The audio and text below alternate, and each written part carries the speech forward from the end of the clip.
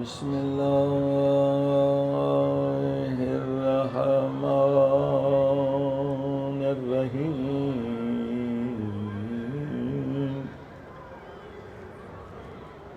الحمد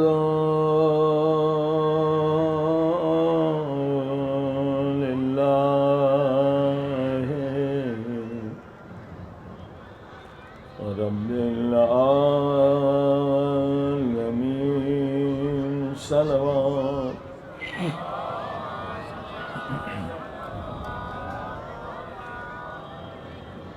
الحمد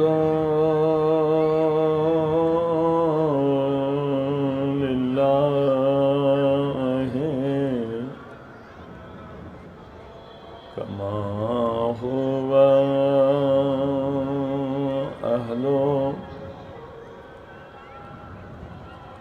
والصلاة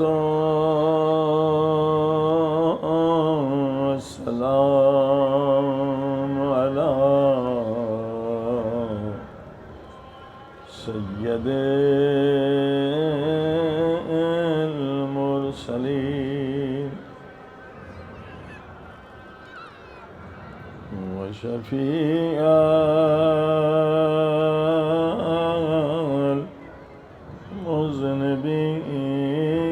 المذنبين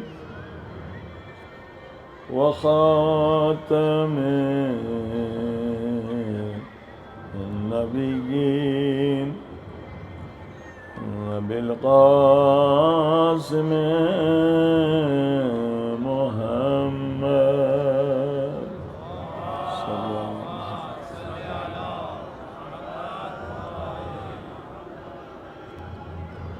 وآله الطيبين الطاهرين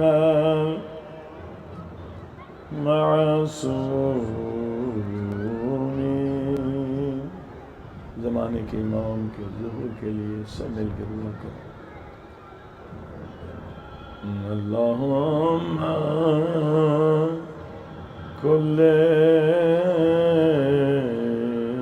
ولیک الحجت بن الحسن صلواتک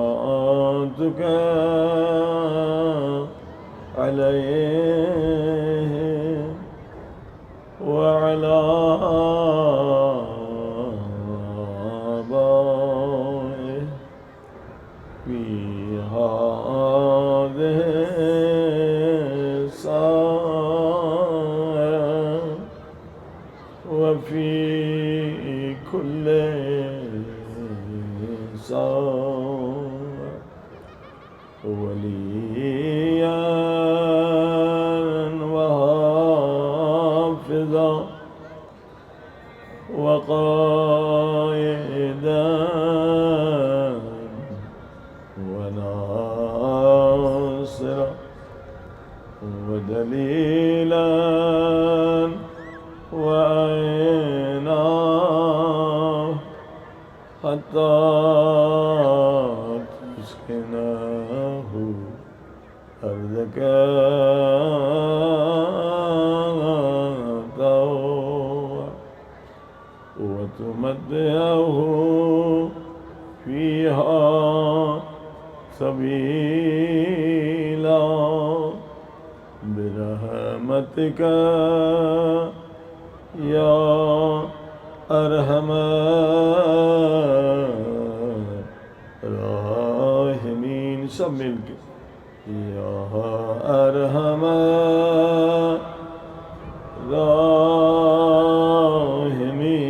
الراحمین یا ارحم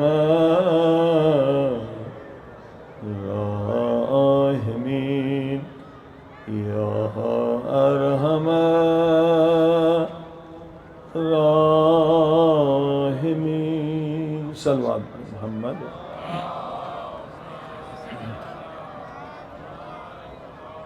أما بعد فقد قال الله تبارك وتعالى في كتابه المجيد بسم الله الرحمن الرحيم انما یرید اللہ لیذہب عنکم الرجس اہل البیت ویطہرکم تطہیرا. سلام.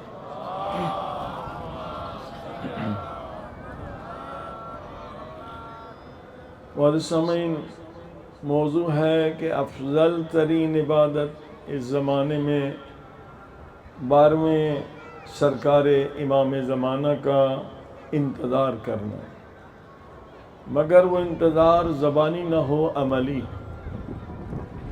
اس وقت امام کے ظہور میں جو دیر ہو رہی ہے وہ ہماری کوتاہیاں ہیں، ہماری سستیاں ہیں، ہماری غفلتیں ہیں، ورنہ امام پاک تو رو رو کے دعائیں مانگ رہے ہیں. اسی لیے امام کا لقب ہے مضطر.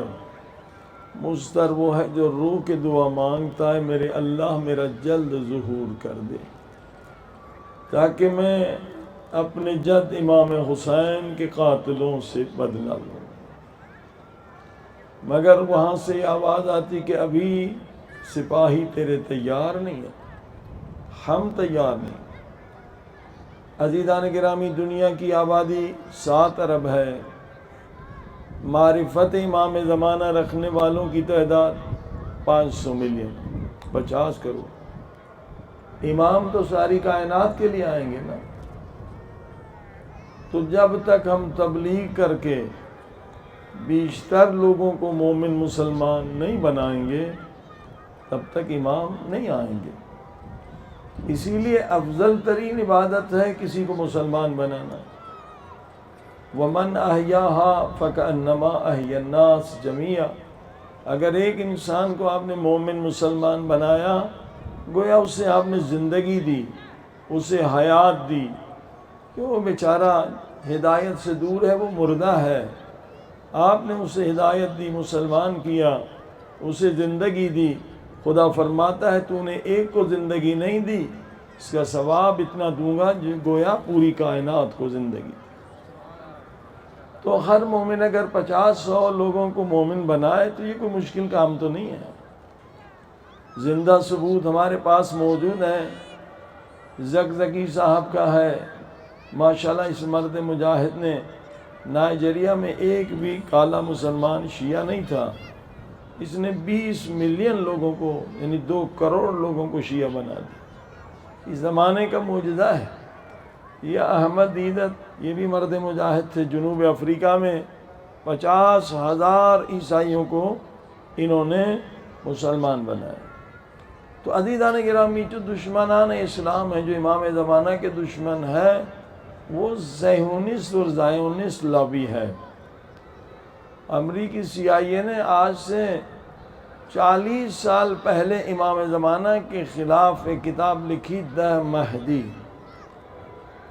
40 سال پہلے انہیں پتہ ہے کہ ایک حق کے امام آئیں گے اور ان ظالموں کو ختم کریں گے. لہذا یہ لوگ کیا کر رہے ہیں، جو زائونسٹ یا صہیونسٹ ہیں، یہ عیسائی ہو یا مسلمان ان کو بے دین بناتے. ان کا مشن یہ ہے، اور میڈیا ان کے ہاتھ میں ہے، دنیا کی بڑی بڑی ٹیلی ویژن ان کے ہاتھ میں ہے، یونیورسٹیاں ان کے ہاتھ میں ہیں، اور دنیا کا جو اقتصادی نظام ہے پوری دنیا کا، بگ فارما، یہ بڑی بڑی جو کمپنیاں امریکہ کا صدر سلیکٹ کرتے ہیں، وہ سب 80% یا اسرائیلی ہیں یا اسرائیل کے حمایتی ہیں. صلوات پڑھی محمد و آل محمد.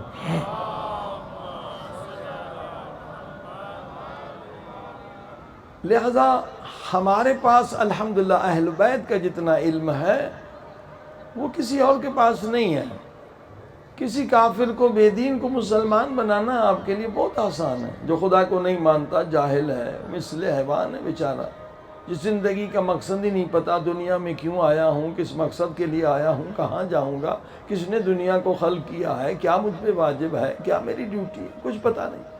میں کھانا پینا سونا، بچے پیدا کرنا، ایک حیوانی زندگی. یہ آپ کا کام ہے. اہل بیت کے پاس جتنے دلائل ہیں، جتنا علم ہے، کسی اور مذہب کے پاس نہیں ہے. دیکھیے پیارے پاک نبی حضرت محمد مصطفیٰ صلی اللہ علیہ وسلم،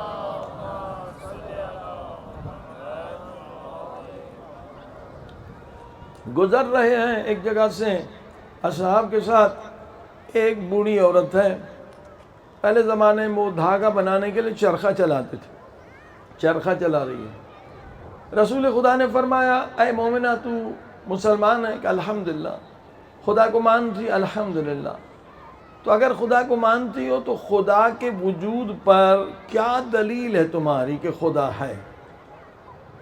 یہ کون؟ ایک بوڑھی ہے، بالکل ان پڑھ ہے، ایک جماعت بھی اسکول نہیں گئی ہے، مگر رسول خدا یہ چاہتے ہیں کہ اگر ان پڑھ بھی مسلمان ہو تو اس کے پاس بھی 10-12 دلیل خدا کے وجود پر ہونے چاہیے۔ صلوات پڑھی محمد وآلہ۔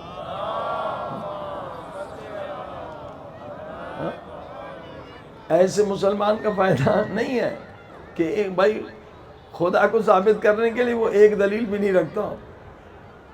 وہ ایک لطیفہ، یہ حقیقت ہے کہ وہ کسی نے کافر کے سینے پہ بندوق کر کے رکھا، کہا مسلمان ہو جا، وہ ڈر کے ہاں بھائی مسلمان، کہا کلمہ پڑھ کے، ٹھیک ہے کلمہ، اس بیچارے کو خود کلمہ نہیں آتا تھا، صلوات پڑھی محمد وآلہ محمد، کہا تیری قسمت اچھی ہے، کلمہ مجھے بھی نہیں آتا۔ تو اگر ایک دلیل بھی خدا کے وجود پر ہمارے پاس نہ ہو تو یہ ایسے مسلمان کا ہونا نہ ہونا برابر ہے۔ یہ نبی پاک کی سنت ہے۔ ان پڑھ ہے بیچاری، بوڑھی ہے، اسکول میں نہیں گئی ہے، مدرسے میں نہیں گئی ہے، مگر دیکھیں سبحان اللہ کیا تربیت ہے نبی پاک کی۔ وہ جو چرخہ چلا رہی تھی نا، اس نے ہاتھ روک دیے تو چرخہ رک گیا، کہ اللہ کے رسول یہ دلیل ہے۔ نبی نے کہا نہیں، میرے اصحاب کو سمجھاؤ، تفصیل سے بتلاؤ، میں تو سمجھ گیا، سب کو سمجھاؤ۔ اس نے کہا اللہ کے رسول دیکھیے یہ چرخہ تھا نا، میں چلا رہی تو چل رہا تھا، جب میں نے ہاتھ چھوڑ دیے تو رک گیا۔ تو یہ جو دنیا کا چرخہ چل رہا ہے، سورج نکل رہا ہے، چاند آ رہا ہے، دن ہو رہی ہے، رات وغیرہ، تو یہ ثابت ہے کہ چرخہ چلانے والا کوئی موجود ہے۔ کتنی اچھی پیاری دلیل دی ایک خاتون نے۔ اسے فلسفیوں نے، بڑے بڑے فلسفیوں نے اسے کہا برہان حرکت، یعنی حرکت کی دلیل۔ اور سائنس بھی یہ کہتی کہ کوئی چیز حرکت میں نہیں آ سکتی جب تک انر یا آؤٹر فورس نہ موجود ہو، یا اندرونی کوئی طاقت اسے حرکت دے یا کوئی باہر کی چیز اسے طاقت حرکت دے، ورنہ خود بخود کوئی حرکت میں نہیں آ سکتی۔ تو اب یہ جو اتنا بڑا سورج ہے، ہاں جی سبھی جانتے ہیں، پہلے سائنسدان کہتے تھے کہ اس میں حرکت نہیں ہے، میں قرآن نے تو کہا کہ اس میں بھی حرکت ہے، زمین کے لیے بھی قرآن نے کہا اس میں حرکت ہے۔ تو اگر ایک بڑا پتھر ہے اس کو آپ حرکت دے سکتے ہیں، لیکن ایک پہاڑ کو آپ اور ہم حرکت نہیں دے سکتے۔ تو وہ زمین جس پر ہزاروں پہاڑ کھڑے ہوئے ہیں وہ حرکت میں ہے۔ یہ زمین اتنی بڑی، ہزاروں پہاڑ اس کے اوپر ہیں، اور یہ سورج کے گرد گھوم رہی ہے، یہ حرکت میں ہے۔ تو اس سے اندازہ لگائیے کہ وہ خدا کتنا عظیم الشان ہے جس نے زمین کو حرکت دی ہے۔ تو یہ زمین صرف حرکت میں نہیں ہے، چاند بھی حرکت میں، دیگر یورینس، یہ مختلف سیارے ہیں، نظام شمسی ہمارا ایک ہے، ایسے ہزاروں نظام شمسی ہیں، کائنات اتنی عظیم ہے کہ ابھی تک ہمیں پتہ ہی نہیں ہے۔ صلوات پڑھیں محمد وآل محمد۔ اب آئیے ذرا عوامی دلیل جو بالکل اس سے بھی آسان ہو۔ خدا کے وجود پر جتنے انبیاء آئے، جب انہوں نے کہا لا الہ الا اللہ کہو تو عوام نے کہا کہ ہمیں معجزہ دکھاؤ، اگر تم اللہ کے نبی ہو تو ہمیں معجزہ دکھاؤ۔ اور ہر نبی نے جب معجزہ دکھایا تو اکثر جو لوگ نیک تھے وہ مومن ہو گئے، اور جو ضدی تھے، جو خناس تھے، جو شیطانی تھے، وہ ان کے دشمن ہو گئے۔ صلوات پڑھی محمد وآلہ۔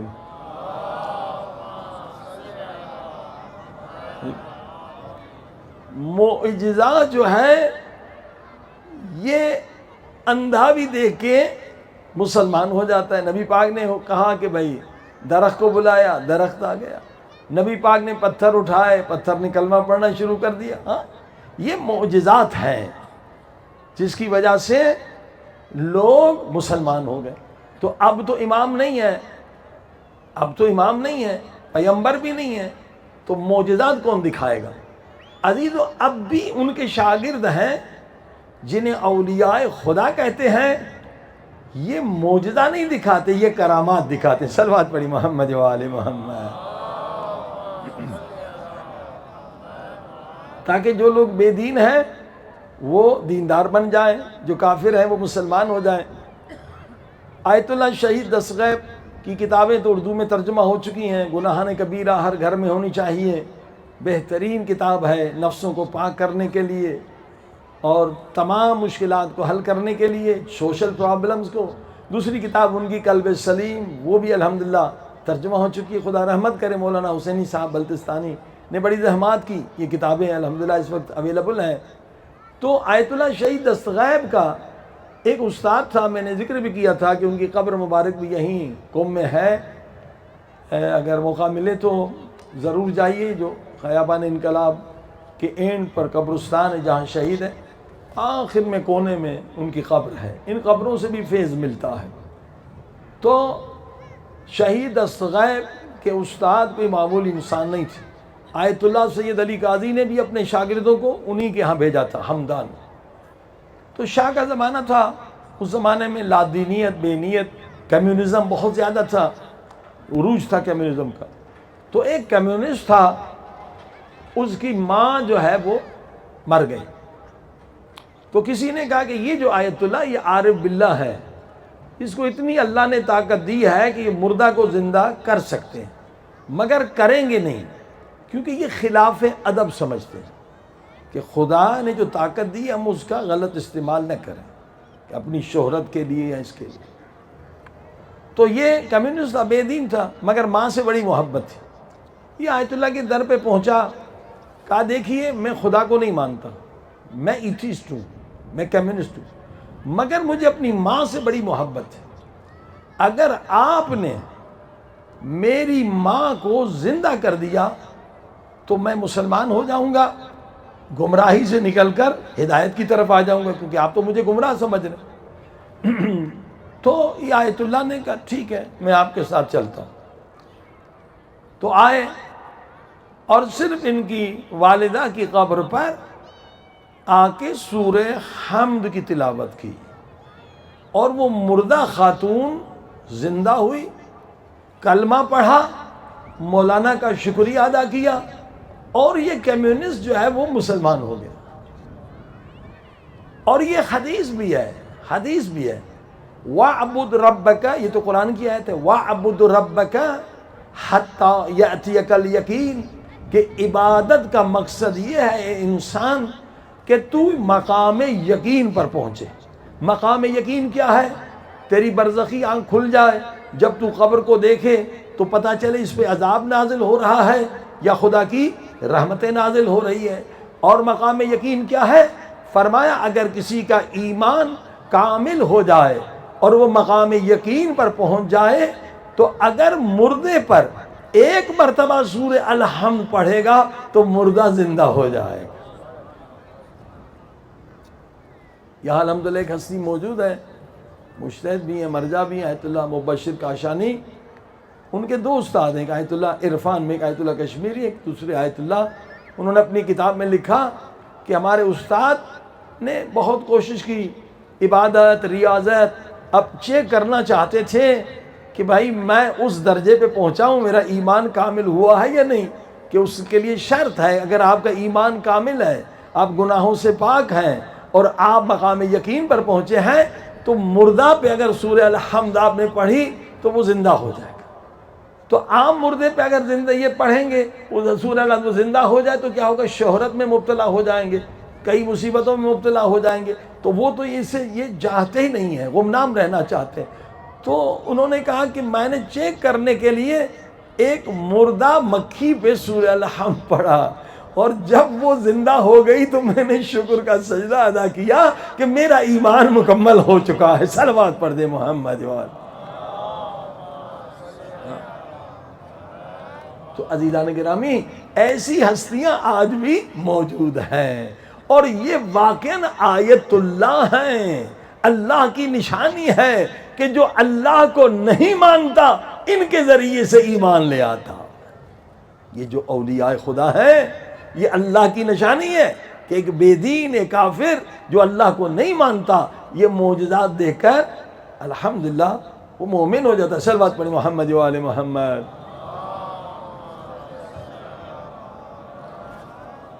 ایسے واقعات زیادہ ہیں، مگر یہ علماء نہیں چاہتے ہیں کہ شہرت انہیں ملے۔ آیت اللہ حسن زادہ عاملی کے بارے میں بھی یہ لکھتے ہیں، ابھی ان کا انتقال ہوا ہے تقریباً 1 سال، بزرگ عالم تھے، 100-150 کتابیں لکھی ہیں، بہت زبردست تھے، تو ان کے شاگرد اس وقت بہت ہیں۔ تو انہوں نے کہا کہ یہی قم کا واقعہ ہے کہ خاتون جو ہے اس کا ایک بیٹا تھا، مر گیا تھا، تو ان کے شاگردوں نے کہا آقا کے پاس طاقت تو ہے مگر وہ استعمال نہیں کرتی، تو یہ عورت ان کے گھر میں چلی گئی بچے کی لاش لے کر، چھوٹا بچہ تھا، وہ تو میت تھی، اور خنجر لے کر گئی، کہا کہ مجھے پتا ہے کہ آپ زندہ کر سکتے ہیں مگر آپ نہیں کر رہے تو میں آپ کے سامنے خود کو ماروں گی، اس کا جرم آپ پہ ہوگا۔ صلوات پڑھی محمد و آل محمد۔ تو جب یہ مجبوری ہوئی تو مجبوراً انہوں نے بھی یہی سورہ الحمد پڑھی اور مردہ بچہ زندہ۔ الحمدللہ ایسے علماء ہمارے پاس آج بھی موجود ہیں مگر گمنام رہتے ہیں۔ تو خدا کے وجود پر جو آسان دلیل ہے وہ یہ معجزے کی دلیل ہے۔ صلوات پڑھ دیں محمد و آل محمد۔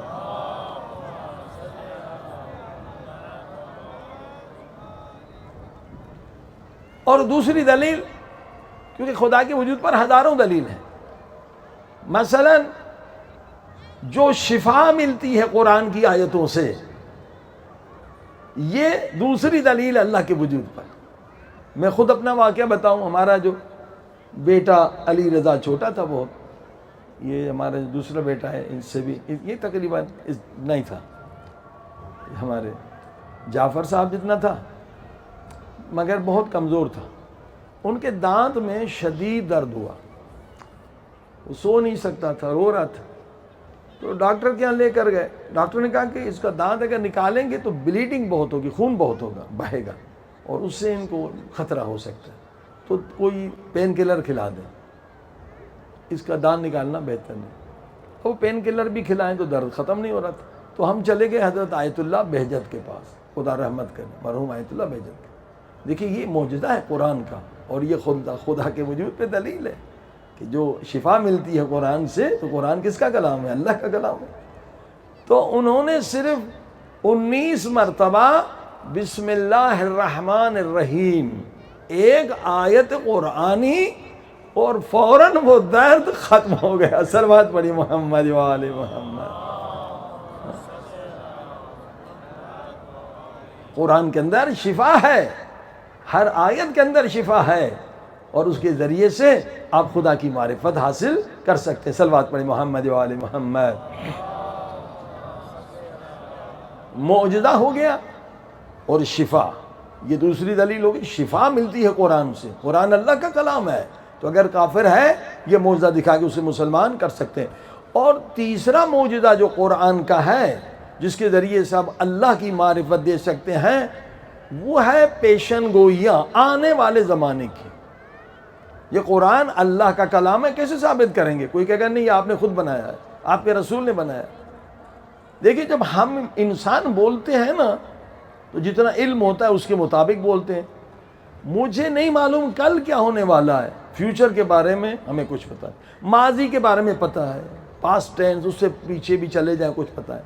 آپ دیکھیے قرآن کریم کی جو آیتیں ہیں وہ فیوچر کے بارے میں ہیں، یعنی 1400 سال پہلے جو قرآن نے بتلایا ہے وہ آج ثابت ہوا ہے۔ ایک آیت نہیں، بہت ساری آیت۔ میں ایک آیت پڑھ دیتا ہوں سورہ ہجر کی، صلوات پڑھیں محمد و آل محمد۔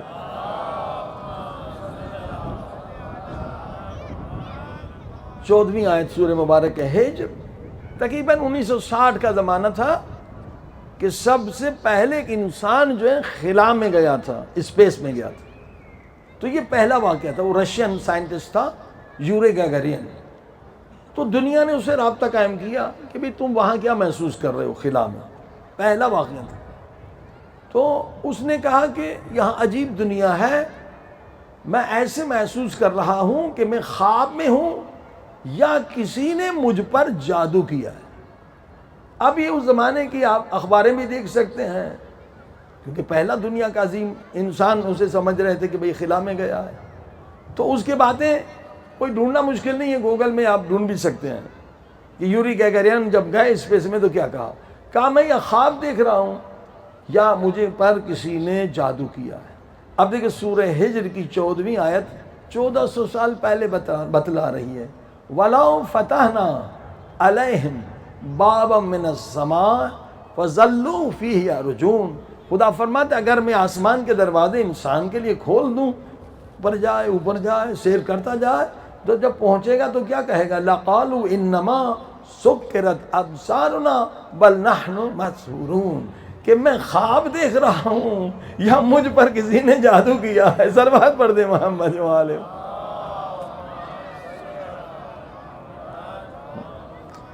ایسے معجزات بہت زیادہ ہیں، قرآن کی آیتیں بہت ایسی ہیں جو فیوچر کے بارے میں بتلاتی ہیں، پیشن گوئیاں بتلاتی ہیں، لہذا یہ پیشن گوئیاں بھی بہترین آسان دلیل ہے خداوند عالم کی ذات مبارک کو سمجھنے کے لیے۔ صلوات پر محمد والے۔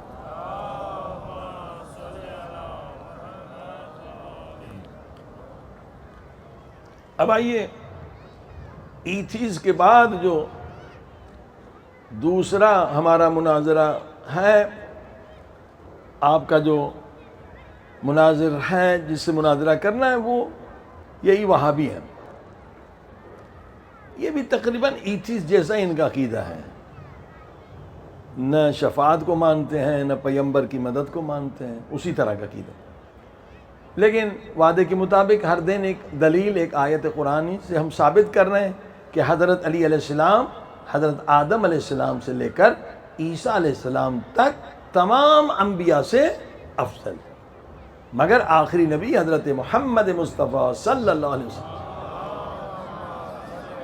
وآلہ وسلم کے غلاموں میں سے ایک غلام ہے، خود مولا علی نے فرمایا۔ یہ دلیل بھی بہت اسٹرانگ ہے اور اہل سنت کی کتابوں سے ہے، آیہ قرآنی ہے، قُلْ كَفَى بِاللَّهِ شَهِيدًا بَيْنِي وَبَيْنَكُمْ وَمَنْ عِنْدَهُ عِلْمُ الْكِتَابِ، یعنی خدا فرما رہا ہے کہ کافی ہے شہادت کے لیے، اللہ نبی کی نبوت کی شہادت کے لیے اللہ کافی ہے، اور اس کے بعد دوسرا جو گواہ ہے نبی کی نبوت کا وہ کون ہے؟ جس کے پاس پورے کتاب کا علم ہے۔ ٹھیک ہے، اب یہ آیت کس کی شان میں ہے؟ تفسیر ثعلبی اہل سنت کی تفسیر، تفسیر شواہد و تنزیل اہل سنت کی تفسیر، حاکم نیشاپوری نے اپنی کتاب میں جو اسٹینڈرڈ ان کا ہے صحیح بخاری والا ہے، مستدرک علی الصحیحین میں ان 3 کتابوں کا حوالہ کافی ہے۔ انہوں نے لکھا کہ یہ آیت جس ہستی کے پاس پورے کتاب کا علم ہے وہ حضرت علی علیہ السلام ہے۔ ٹھیک، اب بعض نے لکھا کہ ایک وہ یہودی ہے اس کے پاس پورے کتاب کا علم ہے، بغض علی میں کہ علی کو نہ مانے یہودی کو مانے۔ صلوات پڑھی محمد والے۔ تو اس کا جواب بھی سن لیں، اگر وہ کہتا ہے کہ پورے کتاب کا علم ایک یہودی کے پاس ہے تو سورہ نمل کی آیت ہے 40ویں آیت، حضرت سلیمان نبی نے کہا ایکم یاتینی بعرشہا، کون ہے جو تخت بلقیس لے کر آئے؟ تو اب سنیے قرآن، قال الذی عندہ علم من الکتاب انا آتیک بہ قبل ان یرتد الیک طرفک، اے اللہ کے نبی تخت بلقیس آپ کے آنکھ جھپکنے سے پہلے آپ کے قدموں میں ہوگا۔ یہ کون ہے؟ عاصم بن برخیہ ہے، اس کے پاس کتنا علم ہے؟ کتاب کا پورا نہیں، کتاب میں سے تھوڑا علم ہے۔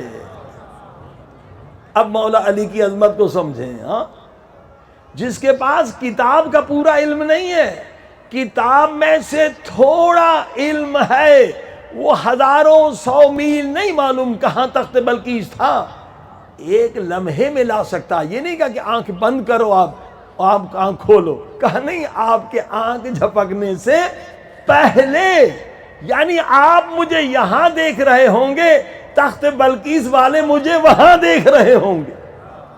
یہ مقام طویل عرض کا مقام ہے. تو جس کے پاس تھوڑا علم ہے اس کی اتنی طاقت ہے، اور جس کے پاس پورے کتاب کا علم ہے آپ اسے یہودی کہہ رہے ہیں. صلوات پڑھی محمد و آل محمد. یہودی کے پاس کیا طاقت ہے؟ یہ وہ ہستی ہے کہ مولا علی علیہ السلام کو بھی اگر 40 جگہ پر دعوت ملتی ہے تو 40 گھروں میں ایک وقت میں پہنچ جاتے ہیں. صلوات پڑھی محمد و آل محمد.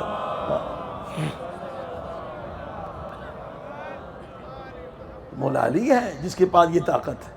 اور میں نے عرض کیا یہی عاصب بن برقیہ جیسی طاقت رکھنے والے امام زمانہ کے 313 اصحاب ہوں گے.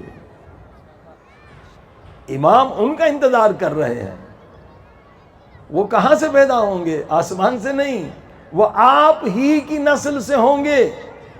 جب آپ کی زندگی کا مقصد ہوگا کہ امام کا جلد ظہور ہو، پوری دنیا سے ظلم کا خاتمہ ہو، جب آپ ہر کام اللہ کی رضا کے لیے کریں گے، اگر شادی بھی کریں گے تو اللہ کی رضا کے لیے، نہ حسن کو دیکھیں گے، نہ دولت کو دیکھیں گے، نہ جوانی کو دیکھیں گے، تقوی کو دیکھیں گے، تو یقیناً جب آپ کی نیت یہ ہوگی کہ پروردگار مجھے ایسا فرزند دے جو امام زمانہ کے 313 اصحاب میں سے ایک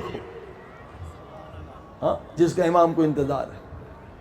تو جب نیت ہوگی تو عمل بھی ہوگا نا، تو پھر نتیجہ ملے گا. عزیزان گرامی، میں نے عرض کیا تھا کہ اگر ہم چاہتے ہیں کہ امام کے اصحاب جن کا امام کو خصوصی انتظار ہے 313، تو ہمارے جوان آگے بڑھیں اور نور تقوی حاصل کریں.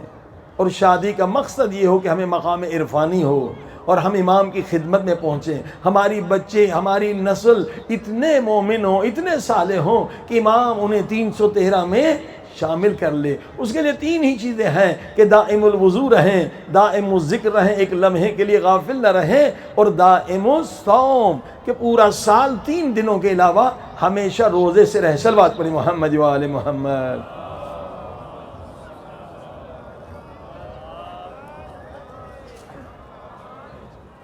اور 3 شرطیں اخلاقی ہیں کہ جہاں بھی نکاح کریں تقوی کو پہلے دیکھیں، اور اس کے بعد امانت دار ہو، اچھی مومنہ خاتون کی صفت، حتیٰ کہ صدقہ بھی شوہر کی اجازت کے بغیر نہ دے. حدیث میں امانت دار ہو. اور تیسری صفت اطاعت گزار ہو، مطیع ہو. اب یہاں جو یورپ کا کلچر ہے، فرہنگ ہے جو ہم پر حاوی ہو رہا ہے ریڈیو، ٹی وی، انٹرنیٹ کے ذریعے سے، تو جو بچیاں یورپ میں پڑھتی ہیں یا وہاں رہتی ہیں، وہاں بالکل اس کے اگینسٹ ان کے ذہنوں کو خراب کیا جاتا ہے کہ نہیں، اطاعت کائے کے لیے بیوی شوہر کی اطاعت کرے. وہ فکر یہ دیتے ہیں کہ میاں بیوی گاڑی کے 2 پہیے ہیں، یعنی برابر ہے، کوئی کسی کی اطاعت نہ کرے. صلوات پڑھی محمد و آل محمد. اور ڈرامے بھی اس طرح سے لوگوں کو خراب کر رہے ہیں، خصوصاً انڈیا، پاکستان پر ترکی کے ڈرامے، انہوں نے بہت نسلوں کو خراب کیا ہوا ہے. ہالی ووڈ، بالی ووڈ تو الگ ہے، لیکن یہ مسلمان جو ترکی ہیں ان کے بھی اس طرح کے خطرناک ڈرامے آ رہے ہیں. اور کچھ ڈرامے بنا رہے ہیں 100 150 قسطیں جو تاریخ کو مسخ کر کے پیش کر رہے ہیں، وہ ترکوں کو ہیرو بنا کے بیچ رہے ہیں. ایسا حقیقت نہیں ہے. رابر معظم نے بھی تقریر میں کیا تھا کہ اس طرح سے لوگوں کو بیوقوف بنا رہے ہیں. تو عزیزان گرامی، یہ ویسٹ کا پروپیگنڈا ہے کہ ہم میاں بیوی 2 جو ہے نا پہیے ہیں گاڑی کے. کوئی دفتر بتائیے چل سکتا ہے اگر اس میں ایک باس نہ ہو، ہر ایک انسان باس بن جائے، تو کیا ہوگا؟ دفتر ختم ہو جائے گا، کمپنی ختم ہو جائے گی. نظام کے خلاف ہے. ایک انسان کو اتھارٹی دینی پڑے گی اور آپ ان کی بات سنیں گے. اور یہ جو حکم ہے، کون سا حکم؟ اگر شوہر کا حکم شریعت کے خلاف ہے تو مت مانو. یہ نہیں کہ ہر حکم اگر عورت کو کہے کہ بھئی آپ حجاب نہ کرو، نہیں مان سکتی. اللہ کا حکم ہے کہ نماز نہیں پڑھو، نہیں مانے. یا ایسا حکم جو 100% عقل کے خلاف ہو، اس کے لیے بھی نہیں حکم کہ آپ حکم مانیں. لیکن اس کے علاوہ یہ کیوں حکم دیا گیا؟ فلسفہ کیا ہے کہ شوہر کا حکم واجب ہے. یہ شوہر کا حکم نہیں، اللہ کا حکم ہے. اللہ حکم دے رہا ہے. اس میں فلسفہ یہ ہے کہ بیوی جتنی مطیع بنے گی، جتنا حکم مانے گی، جتنی فرما بردار ہوگی، اتنے بچے فرماندار ہوں. آپ دیکھ لیں ساری دنیا میں جس کی بیوی فرما بردار نہیں ہے، بچے بھی فرما بردار دونوں کے نہیں ہیں. یہ عملی ٹریننگ ہے تاکہ بچے تمہارے مطیع بنے. اگر بیوی 50% حکم مانتی ہے، بچے بھی 50% حکم مانیں گے. نظام کے لیے کہ نظام اسلامی ہو، یہ اطاعت اللہ کی اطاعت ہے اور اس کے پیچھے فلسفہ ہے. اطاعت کریں گے تو آپ کے بچے مطیع بنیں گے، فرما بردار بنیں گے. اگر بیوی بد اخلاقی کرے گی تو بچے بھی باپ کی بد اخلاقی کریں گے. صلوات پڑھیں محمد و آل محمد.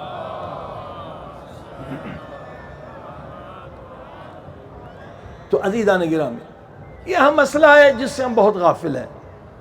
ان ڈراموں کی وجہ سے آج کتنی طلاقیں ہو رہی ہیں، کتنے خاندان برباد ہو رہے ہیں.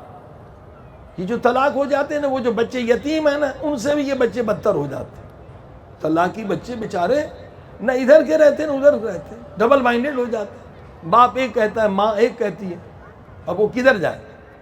یہ نسلیں تباہ ہو رہی ہیں. لہٰذا علماء سے بھی گزارش ہے، ایک ہم نے کورس بنایا، بہت آسان ہے، لیکن 20 گھنٹے کا کورس.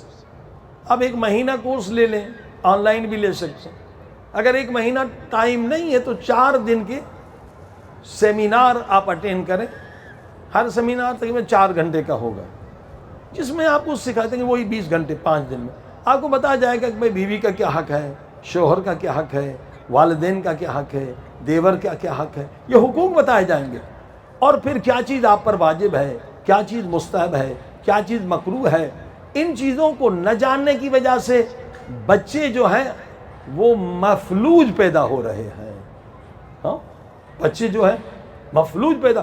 7 دن تک شادی کے بعد بہت ساری چیزوں کو ترک کرنا ضروری ہے، ورنہ وہ خاتون کبھی صاحب اولاد نہیں ہوگی. یہ سب چیزیں حدیث میں ہیں. اب دیکھیں کتنے لوگ ہیں 20 سال بچے دار نہیں ہو رہے ہیں، کیوں؟ انہوں نے کوئی کورس نہیں کیا ہے. بھائی گاڑی چلانے کے لیے آپ کورس کرتے ہیں اور پوری زندگی کی گاڑی چلانے کے لیے کسی کورس کی ضرورت نہیں ہے. 20 گھنٹے کا کورس کر لیں. ایک تو کبھی آپس میں اختلافات نہیں ہوں گے، شادی کا مقصد سمجھیں گے، ٹھیک ہے، اور بچوں کی صحیح تربیت کریں گے. فرمایا اگر اس طرح سے جاہل رہیں کچھ چیزیں، یہ نہیں کہ ہر چیز حلال ہو جاتی ہے. فرمایا اگر یہ کام تم نے کیا میاں بیوی نے، تو بچہ جو پیدا ہوگا وہ قاتل پیدا ہوگا. بتائیے، یہ ماں باپ کی غفلت ہے کہ ان کے پاس علم نہیں ہے. قبلہ رخ ہو کر مت سونا شوہر بیوی، حرام ہے. لوگوں کو یہ بھی پتہ نہیں ہے. اکثر جگہ پر ہم گئے، دیکھا بستر جو ہے قبلے کی طرف ہے. غلط ہے، حرام ہے. 60 سال ہو گئے انہیں پتہ ہی نہیں کہ حلال کیا حرام کیا ہے. کیوں؟ کوئی کورس نہیں کیا ہے. تو اس کی وجہ سے بچے گستاخ پیدا ہو رہے ہیں، بچے مفلوج پیدا ہو رہے ہیں، بچے جو اپاہج پیدا ہو رہے ہیں. یہ سب ہماری غلطیاں ہیں ماں باپ کی. یہ ایک عظیم الشان کام ہے، عظیم الشان عبادت ہے.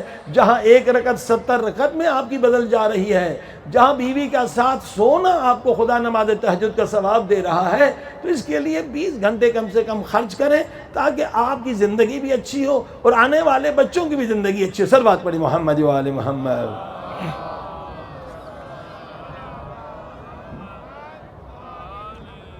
شہید بہشتی کی ماں سے پوچھا گیا تو نے کیا تربیت کی ایسا عظیم الشان انسان معاشرے کو دیا؟ کہ امام خمینی کہتے تھے شہید بہشتی کے لیے کہ شہید بہشتی ملت بود، پوری ایک قوم تھے. ٹھیک ہے، کیا کیا؟ انہوں نے کہا میں نے ایک بار بھی اپنے بچے کو بغیر وضو کے دودھ نہیں پلایا. یہ ہماری خواتین کو پتہ ہی نہیں ہے کہ کیا کیا. اور وہ جب بھی دودھ پلاتی تھی قبلہ رخ ہو کر دودھ پلاتی تھی اور ذکر خدا کر کے دودھ پلاتی تھی. اب یہ میوزک بھی چل رہا ہے اور بچہ دودھ بھی پی رہا ہے. صلوات پڑھیں محمد و آل محمد.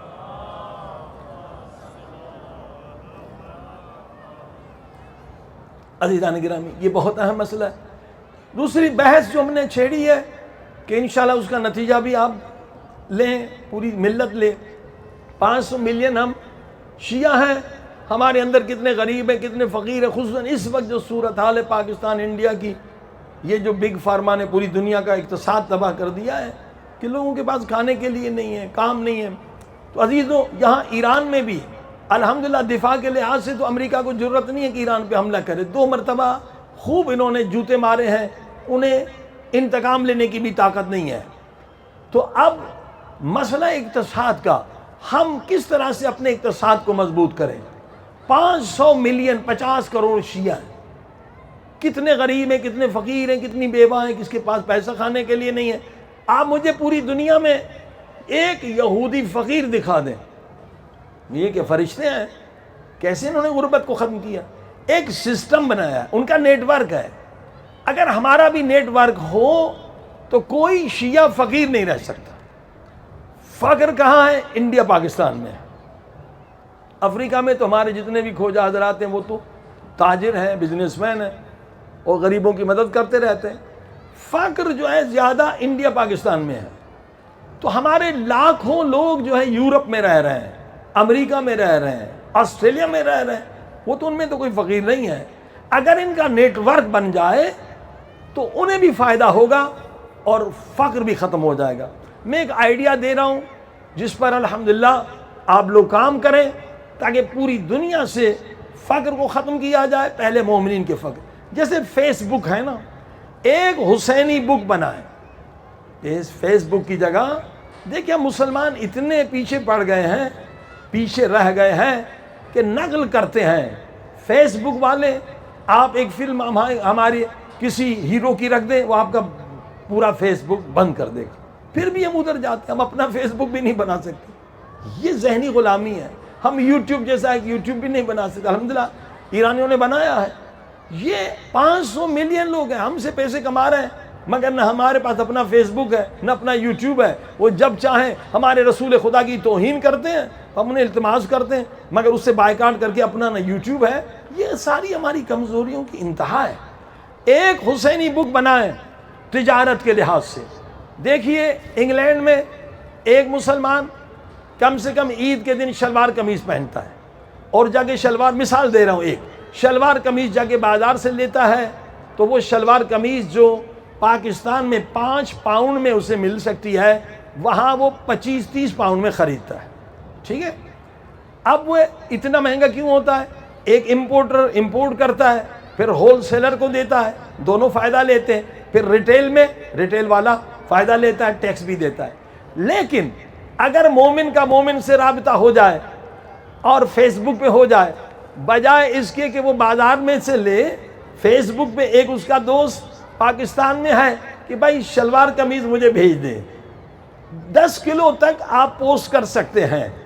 تو یہ مومن $5 والی $2 $5 نفع بھی خود لے لے تو اس کو $10 میں ملے گی, اور اس کو $5 کا فائدہ ہو جائے گا. یہ ایک مثال دے رہا ہوں. صلوات پڑھی محمد و آل محمد.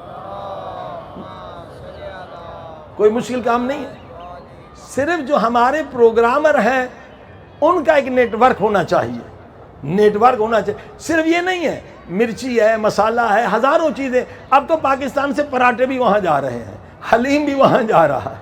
ٹھیک ہے, ہر چیز وہاں جا رہی ہے. تو اگر مومن یہ عہد کر لے کہ میں مومن سے خریدوں گا, اسے بھی $5 کا فائدہ ہوگا, اور انڈیا والے پاکستان والے غریب کو بھی $5 کا فائدہ ہوگا. صرف ایک سسٹم بنانا ہے آپ نے, حسینی بک, اور وہ اس طرح کا نظام جو ہے, پروگرام جو ہے وہ $150 میں موجود بھی ہے. یہ بنانے کی ضرورت نہیں ہوگی, صرف دنیا کو بتانا ہے. اور اس وقت الحمدللہ ہمارے پاس 40 جیسا پلیٹ فارم ہے. میں گزارش کرتا ہوں کہ آئی ٹی کے ماہرین جتنے ہیں ابھی سے ایک فیس بک بنا لیں حسینی بک کے نام سے, تاکہ ہم 40 میں اس کی تبلیغ کریں, پروپیگنڈا کریں کہ شیعہ سے خریدیں تو کوئی شیعہ فقیر نہیں رہے گا. صلوات پڑھی محمد والے.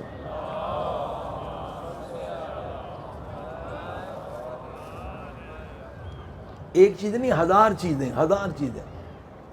وہاں جوتے بھی جو ہیں حرام ہوتے ہیں, کیونکہ ذبیحہ نہیں ہوتا چمڑے کا, وہ بھی اسلامی ملک سے پرس بھی وہاں حرام ہوتا ہے کیونکہ وہاں ذبیحہ نہیں ہے، ذبیحہ نہیں ہے تو وہ نجس ہوتا ہے. تو آپ کتنی چیزیں بیچ کر وہاں اپنے اقتصادی مشکلات حل کر سکتے ہیں، ان کو بھی فائدہ ملے گا. 30 والی چیز انہیں 10 میں ملے گی، اس کو $5 بنے گا. تو عزیزان گرامی، یہ یہودی جو دنیا پہ حکومت کر رہے ہیں اسی اصول پر کہ یہودی کبھی غیر یہودی سے نہیں خریدتا مگر مجبوراً کوئی نہ ہو تو. ہمارے ایک دوست ہوتے تھے لندن میں، میر صاحب خدا جنت نصیب کرے، ان کی بچی تھی دبئی میں. تو دبئی میں آیا تو دیکھا یہ عربی ڈریس ہے، وہ ماشاءاللہ اتنا مہنگا، مثلا $100 کا کتنا بک رہا تھا. ایڈریس دیکھا تو اس کے گھر کے قریب کارخانہ تھا. انہوں نے کہا تو مجھے اچھا بزنس مل گیا کہ یہ زیادہ سے زیادہ $10 کا ہوگا اور یہ $90 کما رہا ہے. تو وہ جیسے لندن پہنچا کہتا امیر صاحب میں گھر بھی نہیں گیا، سیدھا کارخانے کے پاس گیا کہ مجھے یہ مال چاہیے، یہ جو دشداش ہے عربی ڈریس. اس نے کہا نہیں ہم آپ کو نہیں دیں گے. کہ بھائی کیوں نہیں دیں گے، آپ بزنس کر رہے ہیں؟ کہ نہیں میں بھی یہودی ہوں اور ادھر میں نے جس کو دیا ایجنسی وہ بھی یہودی ہے. صلوات پڑھی محمد محمد. عزیزوں دیکھیں اسلام کی چیزوں پہ وہ عمل کر رہے ہیں، آج ان میں کوئی ان پڑھ نہیں ہے. دوسرا نظام تعلیمی ہے، تعلیمی نظام آپ کا اپنا ہونا چاہیے. ہم کیا پڑھ رہے ہیں؟ آکسفورڈ پڑھ رہے ہیں، کیمبرج پڑھ رہے ہیں. الحمدللہ اس وقت 2000 کے قریب پاکستان میں شیعوں کے اسکول ہیں، 1800 کے قریب ہندوستان میں شیعوں کے اسکول کالجز ہیں، مگر کورسز کیا پڑھ رہے ہیں؟ آکسفورڈ، کیمبرج یا سیٹ. تو ہمارے بچے کی فکر وہی ہے جو وہ چاہتے ہیں. میں ایک مثال بتاؤں، میں ٹورنٹو گیا مجلس پڑھنے، ایک مومن کے گھر میں ٹھہرا، ماشاءاللہ اتنا مذہبی تھا. اس کی ایک بیٹی ماشاءاللہ حافظ کل قرآن تھی، بچے نماز تہجد پڑھ رہے تھے، بہت اچھا گھرانہ، وہ بھی ٹورنٹو میں. تو ان کا بچہ 25 برس کا، وہ میرے پاس آیا، کہنے کا مولانا میرے بابا کو ایک سفارش کر دیں. میں کیا سفارش؟ کہا مجھے کتے پالنے کا بڑا شوق ہے، نماز تہجد بھی پڑھ رہا ہے اور کتے کا بھی عاشق ہے. بڑی مشکل سے میں نے بلی کی اجازت لی ہے، بابا وہ بھی نہیں دے رہے تھے. میں نے کہا بلی کا بال بھی نجس سے تیرا گھر نجس کر دے گی. یہ کتا پال کیسے بنا؟ یہ اپنے کورس سے بنا. جو آکسفورڈ کیمبرج کا کورس ہے وہی کتا اور بلی کا کھیل ہے. صلوات پڑھے محمد و آل محمد. مسلمان ہے مگر فکر اس کی وہی ہے، کتا پال ہے. عزیز الحمدللہ اس وقت آپ کے پاس کورس ہے، میں نے اعلان کیا تھا پہلے بھی کہ اس سے بہترین کورس انشاءاللہ دنیا میں نہیں ہوگا کہ 5 برس میں آپ کا بچہ جو ہے حافظ کل قرآن اور دنیا کی 5 بڑی زبانیں جان لے گا. اور انٹرنیٹ سے اینیمیشن میں بہت پیسہ ہے، اسلامی کارٹون بھی بنائے گا، $100-200 آپ کو کما کے دے گا چھوٹا بچہ، اور ترجمے میں بھی ماہر ہوگا. اور 8ویں جماعت میں اس کا قرآن مجید مارکیٹ میں آ جائے گا ترجمے والا، جبکہ 100 سال میں صرف 4 ترجمے شیعوں نے کیے ہیں. اس پروگرام سے ہزاروں ترجمے ہمارے آ جائیں گے، وہ ایکویل PhD کے برابر ہے. تو اس کے لیے جہاں جہاں آپ کی پہنچ ہے آپ اس پہ انویسٹ کریں، دنیا بھی آخرت بھی. ہمارے ایک دوست ہیں لندن میں 4-5 کالج انہوں نے کھولے. کہا آغا صاحب میں نے سارا کام کیا ہے، سارے بزنس کیے ہیں، سبزی بھی بیچی ہے، ڈرائیور بھی بنا ہوں، یہ کام بھی کیا ہوں، لیکن شیعوں کو بتائیں جتنا پیسہ ایجوکیشن میں ہے کسی بزنس میں نہیں. حقیقت بتا رہے ہیں، ایجوکیشن میں لاس نہیں ہوتا ہے اور خدمت بھی ہے. کیسے؟ آپ پہلے اسٹوڈنٹس لیتے ہیں کہ اتنے اسٹوڈنٹ رجسٹر ہوئے، اس کے بعد ٹیچرز لیتے ہیں، اس کے بعد بلڈنگ لیتے ہیں. تو نقصان کہاں سے ہوگا؟ آپ نے فیس بتا دی بھائی اتنی فیس ہے، 50,000 10,000، پہلے اسٹوڈنٹ آ گئے، اس کے بعد آپ نے ٹیچرز لیے، اس کے بعد اس کے مطابق بلڈنگ لی ہے. تو نفع ہی نفع ہے، نقصان کی بات سوال ہی پیدا نہیں ہوتا ہے. پھر انہوں نے ان سے کہا کہ بھائی ڈریس، وہ ڈریس بھی آپ خود بنا کے دے رہے ہیں، پھر کاپیاں بھی آپ، اور سائیڈ بزنس بہت زیادہ ہیں. تو اس میں کوئی نقصان نہیں ہے، آپ اسکول کھولیں. ورنہ یہ جو امریکہ اسرائیل کا ہے کہ بچوں کو ہومو سیکشولیٹی بھی سکھاؤ، انہیں وہ گندگی جو لوط کی قوم کے اندر تھی وہ بھی سکھاؤ، میوزک بھی سناؤ، ڈانس بھی سکھاؤ، تو آپ کی نسلیں تباہ ہو جائیں گی. آن لائن بھی اور حضوراً بھی آپ اسکول قائم کریں. 5 سال تک کسی بلڈنگ کی ضرورت نہیں ہے. مدرسے میں امام بارگاہ میں مسجد میں اسکول کھول سکتے ہیں. کئی اسکول اس طرح سے, ایک اسکول ملتان میں ہم نے کھولا تھا, بہت بڑا امام بارگاہ تھا, ان کے پارٹیشن ہو ویل کی طرح, جب اسکول ہو تو 5 کلاسیں چاہیے, پھر ہٹا دیں, پھر مجلس کریں. الحمدللہ وہ اسکول کامیاب ہے, بہترین چل رہا ہے. تو ایسا نظام ہونا چاہیے کہ ہمارا بچہ اپنے اسکول میں پڑھے, اہل بیت کا علم حاصل کرے اور دنیا کا بہترین مبلغ بنے. صلوات پڑھیں محمد و آل محمد. تعلیم, اگر دشمن کو شکست دینا ہے تعلیمی نظام آپ کا اپنا ہونا چاہیے. اور دوسرا نظام جو ہے وہ صحت کا نظام ہے, میڈیسن کا ہے. اس سے ہم بہت غافل ہیں اور ہم برین واش ہو چکے ہیں. 100 سال امریکہ نے اتنا برین واش کیا ہے اور ہزاروں لاکھوں کروڑوں کی فوج بنا کے ہمیں برین واش کر دیا ہے کہ ہم انہی کے عاشق ہیں. ہم کہتے ہیں امریکہ مرد آباد, مگر شیعوں کے جیب سے 500 ملین شیعوں کے جیب سے, آپ کو پتہ نہیں ہے ہر سال کتنے ارب ڈالر ہم امریکہ کو دے رہے ہیں. ایک زبردست نکتہ بتا رہا ہوں اور اس کو عام کریں, بہت بڑی سازش ہے. اور اگر آپ کو یقین نہیں آئے تو میں ریفرنس دے رہا ہوں. ایک ڈاکیومنٹری فلم ہے یوٹیوب پہ, ابھی تک موجود ہے, اس سے پہلے کہ اسے ہٹا دیں آپ ڈاؤن لوڈ کر لیں. فاربڈن کیور, ممنوع علاج. فاربڈن کیور امریکنز نے بنائی ہے, ثبوت کے ساتھ, ریفرنس کے ساتھ, اس زمانے کے اخباروں کی کٹنگ ہے, ویڈیوز ہے. 100 سال پہلے امریکہ نے سارے خبیثوں کو جمع کیا تھا, زائونسٹ, بڑے بڑے اسرائیلی یا اسرائیل کے حامی, جیسے راکا فیلر, یہ بل گیٹ کا رشتہ دار ہے, ارب خرب پتی ہے, لاکھوں انسان کا قاتل, کہ پوری دنیا پہ ہم کیسے قبضہ کریں. کئی ان کی میٹنگز ہوئی, اخبار کی کٹنگ اس نے دی ہے. آخر یہ طے پایا کہ اگر پوری دنیا کی میڈیسن پہ ہمارا قبضہ ہو جائے تو پوری دنیا ہمارے ہاتھ میں, اقتصاد ہمارے ہاتھ میں. کیوں خود امام فرماتے, امام جعفر صادق صلوات پڑھیں محمد و آل محمد, کہ لوگ 3 لوگوں کے گروہ کے محتاج ہیں. حکمران کے محتاج ہیں, حکیم ڈاکٹر کے محتاج ہیں, جو دیندار ہیں وہ علماء کے محتاج ہیں, دین سیکھیں. انہوں نے کہا پوری دنیا پہ قبضہ یہ کرنا ہے تو دنیا کی میڈیسن پہ ہمارا قبضہ ہو. تو کیا کیا انہوں نے, جا کے میڈیکل کالج سے بات کی کہ ہم آپ کو پیسے دیتے ہیں. پہلے میڈیکل کالج دنیا میں ایلوپیتھی بھی پڑھایا جاتا تھا, ہومیوپیتھی بھی پڑھایا جاتا تھا, یونانی علم بھی پڑھایا جاتا تھا, ہربل میڈیسن بھی پڑھایا جاتا تھا, یہ چاروں. انہوں نے کہا نہیں, صرف ایلوپیتھی, دوسرا بند کر دو, اور کورس ہم بنائیں گے. جب کورس دواؤں کی کمپنیاں والے بنائیں گے تو نہ عوام کے فائدے میں ہوگا نہ ڈاکٹر کے فائدے میں ہوگا, صرف ان کا فائدہ ہوگا.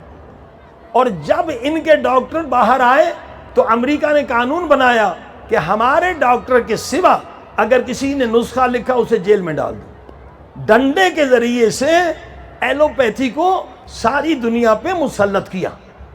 پھر تیسری خیانت یہ کی کہ پہلے حکیم جاہل تھے کہ بھائی جاؤ ادرک کھا لو, سونف کھا لو, ٹھیک ہو جاؤ گے. نہیں, وہ تو نسخہ دیتے تھے, پھر مریض نہیں آئے گا. وہی ادرک کا ایسن لے لو, اس کا جوس لے لو, اس کو تبدیل کر لو ٹیبلیٹس میں, کیپسول میں, اس کو خوشبو بھی نہ آئے, اور جنریٹک نیم بدل دو. وہی ادرک ہے, وہی جا کے $1 کا لے لے گا, اس کو $10 میں بیچو. ساری دنیا کو اندھا کیا, جنریٹک نیم, نام بدل دیے. چلو یہ بھی ٹھیک ہے. اس کے بعد دوسری خیانت کی کہ ادرک ہم کیوں خریدیں, سونف کیوں خریدیں, اس کا کیمیکل فارمولا ہے, وہ تو $0.5 کیا 10 پینی میں بن جائے گا. جب یہ کیمیکل آیا تو کینسر بیماری آئی. کہ کینسر اسی لیے کہ کیمیکل اللہ نے نہیں بنایا. کہا کیا کے لیے, اب یہ جو کیمیکلز ہیں اس سے بیماریاں بڑھ رہی ہیں. توجہ فرمائی آپ نے, یہ کیمیکلز اور یہ اس قدر پاورفل ہو گئے, پوری دنیا پر چھا گئے. ڈاکٹر بیچاروں کو بھی ابھی تک پتہ نہیں ہے کہ ان کے ساتھ کیا زیادتی ہے. بھائی ڈاکٹر تو وہ ہے جو خود دوائی بنائے نا, نہیں, ڈاکٹر نسخہ لکھتا ہے, دوائیاں ان کی بکتی ہیں. ڈاکٹر کو سیل مین بنا دیا. بھائی پہلے ڈاکٹر خود دوائی بناتا تھا, نہیں تم دوائی نہ بناؤ. تو ڈاکٹر کو اچھی تنخواہ دے دی, وہ خوش ہے, لیکن اصل میں اس میں بھی ظلم ہے. وہ بیچارہ سیل مین ہے, کمپنی کے ایجنٹ آتے کان میں کہتے ہیں یہ نئی دوائی ہے, لکھ دو, لکھنا شروع کرتا ہے. کبھی رشوت بھی دیتے ہیں, کبھی ایسی بھی دیتے ہیں, یہ سلسلہ بھی چلتا ہے دوائی کو چلانے کے لیے. اس طرح سے پوری دنیا کو اپنے ہاتھ میں لے لیا اور 3 ادارے بنائے، FDA، CDC، WHO۔ FDA جس دوا کو اوکے کرے، حتیٰ کہ پورے اسلامی ملک آنکھوں پہ رکھتے ہیں چشم، کوئی تحقیق نہیں ہوتی ہے۔ اب تک FDA نے 200 دواؤں کو اوکے دیا، اور 40 سال کے بعد جب دنیا کی یونیورسٹیوں نے اعتراض کیا، کورٹ میں چلے گئے کہ ان دواؤں سے کینسر ہوتا ہے، پھر جا کے ان دواؤں کو بند کیا۔ یعنی 200 دوائیں 40 سال کے بعد بند کی، جس میں ایک کیلوسٹرول کی دوا بھی ہے، ایک زینیٹیک بھی ہے جو مثلاً السر اور اس کے لیے ہوتا تھا۔ تو 200 دواؤں سے انہوں نے $1 بلین کمائے۔ عزیزو، امریکہ کا صدر بنانے والے یہ بگ فارما والے ہیں، جس میں 80% اسرائیلی اور اسرائیل کے حمایتی ہیں۔ WHO کو چلانے والے یہی ہے، ورلڈ بینک کو چلانے والے یہی ہے۔ دیکھیے، یہ کینیڈی ان کے خلاف تھا، کینیڈی کو مارنے والے یہی بگ فارما والے۔ اب بھی جونیئر کینیڈی جا کے لکھے ان کے خلاف، وہ ویکسین کے خلاف تھا کہ ویکسین سے جتنا کماتے ہیں وہ کسی چیز سے نہیں کماتے۔ ویکسین میں پوری دنیا بھی مر جائے، کوئی آپ ان پہ کورٹ میں جا کے کیس نہیں کر سکتے، دوائی میں کر سکتے، اور سارے قوانین انہوں نے۔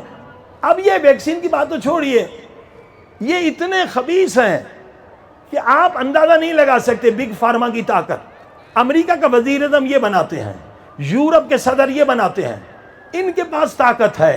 یہی اس وقت کے دجال ہیں، پورے دنیا کے اقتصاد کو انہوں نے تباہ کر دیا ہے۔ میں ایک مثال بتاؤں آپ کو، مثلا جتنے بڑے شہر ہیں وہاں، مثلا لندن کے شہر والوں کو گٹر کا پانی پیشاب صاف کر کے پلا رہے ہیں، پیرس کے لوگ گٹر کا پانی پی رہے ہیں، نیو یارک کے اپنے لوگوں پہ ظلم کر رہے ہیں۔ ویکسین دور کی بات ہے، ان کی اپنی یونیورسٹیاں، راکفیلر کی اپنی یونیورسٹی، جھوٹی یونیورسٹیاں کہ دنیا سے پانی ختم ہو جائے گا، لوگوں کو پیشاب پلاؤ۔ ارے بدبختو، 3 حصہ زمین پانی ہے، 1 حصہ زمین ہے، پانی کیسے ختم ہوگا دنیا سے؟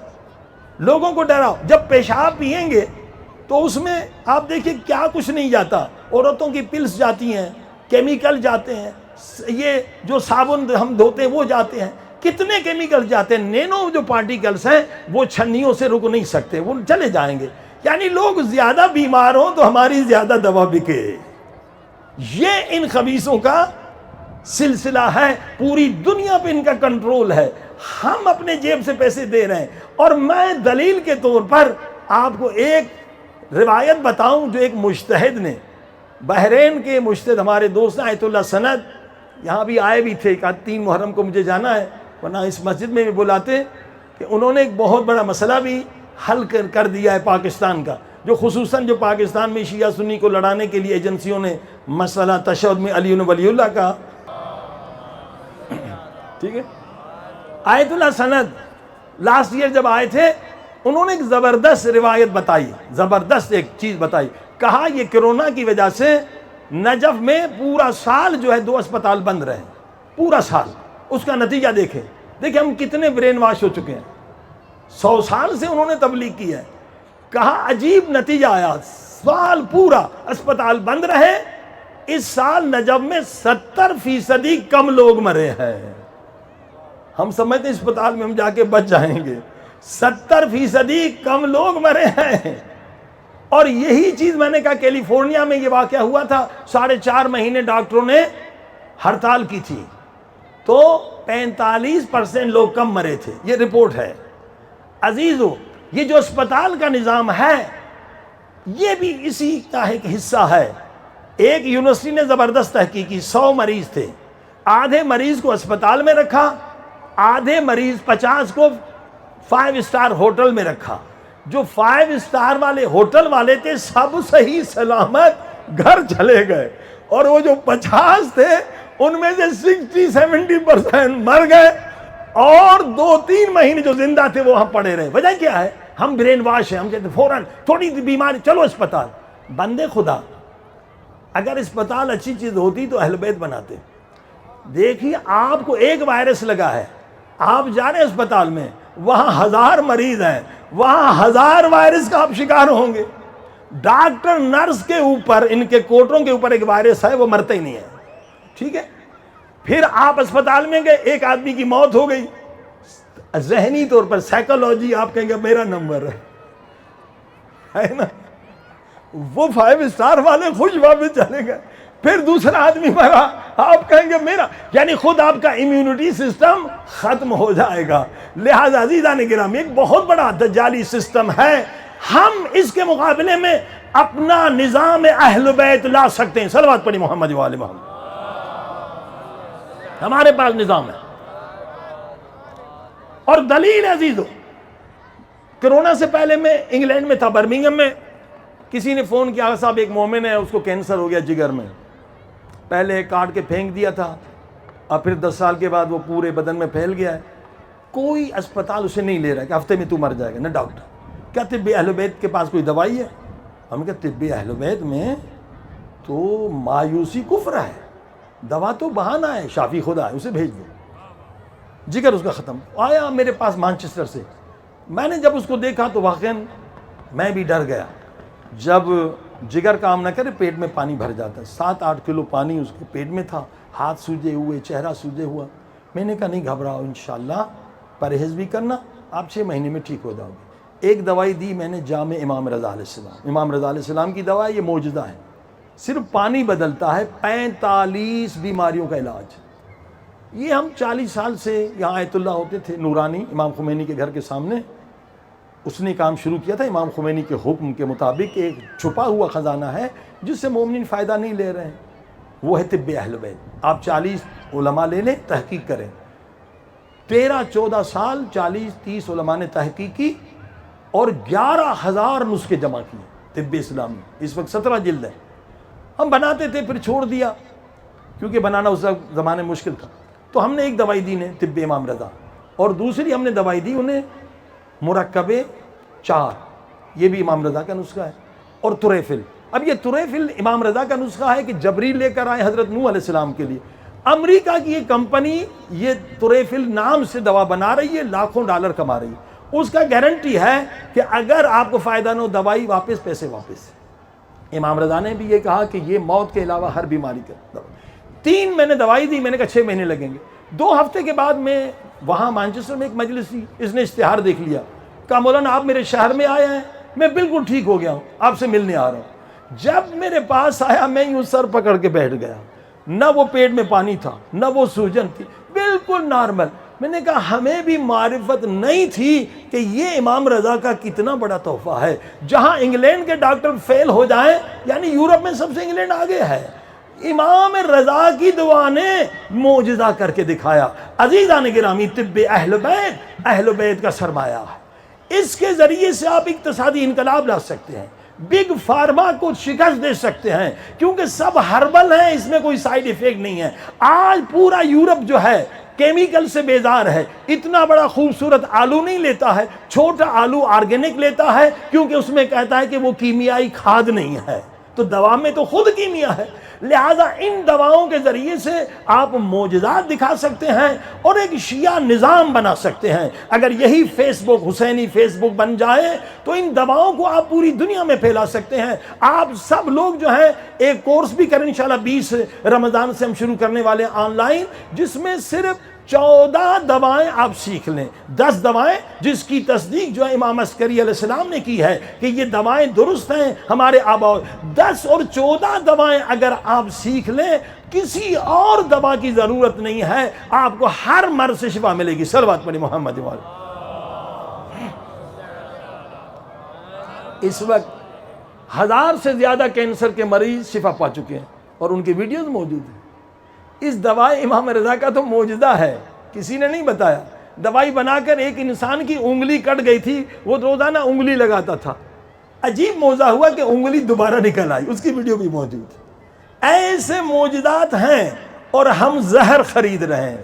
ایک کتاب ضرور پڑھیں، ڈیتھ بائی میڈیسن، ہر سال 50 لاکھ لوگ، ریفرنس کے ساتھ انہوں نے لکھی، 5 ڈاکٹروں نے، دنیا میں ہر سال 50 لاکھ لوگ کیمیکل دواؤں کے ری ایکشن سے مرتے، مگر فوج ایک ڈاکٹروں کی، ہم 100 سال سے برین واش ہو چکے ہیں۔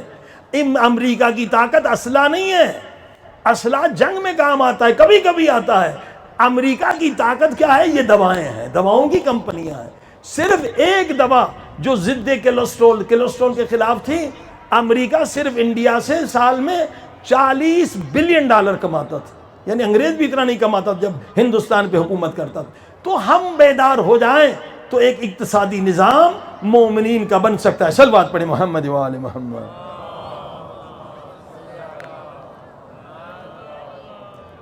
اس کے لیے آپ رابطہ بھی کر سکتے ہیں، جیسے میں نے کہا ہولی میڈیسن 12 بھی @gmail ہے، اور ہولی میڈیسن 0 دونوں ای میلز۔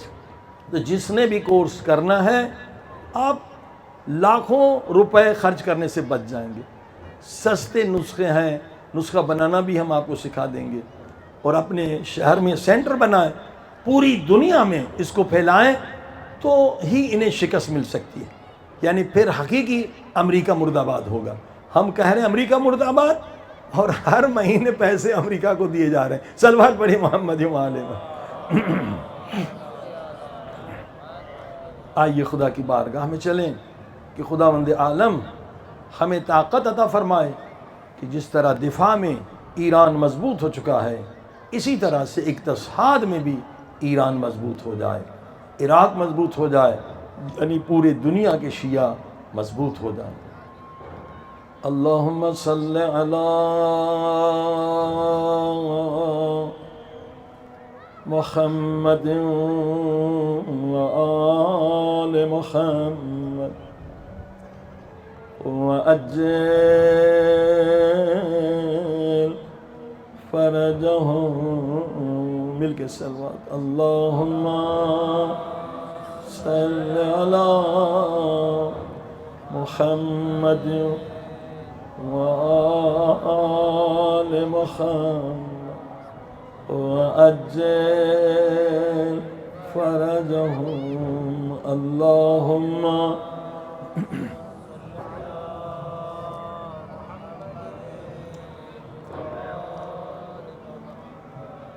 وعجل فرجهم، سب مل کے یا غفار یا غفار یا غفار یا غفار۔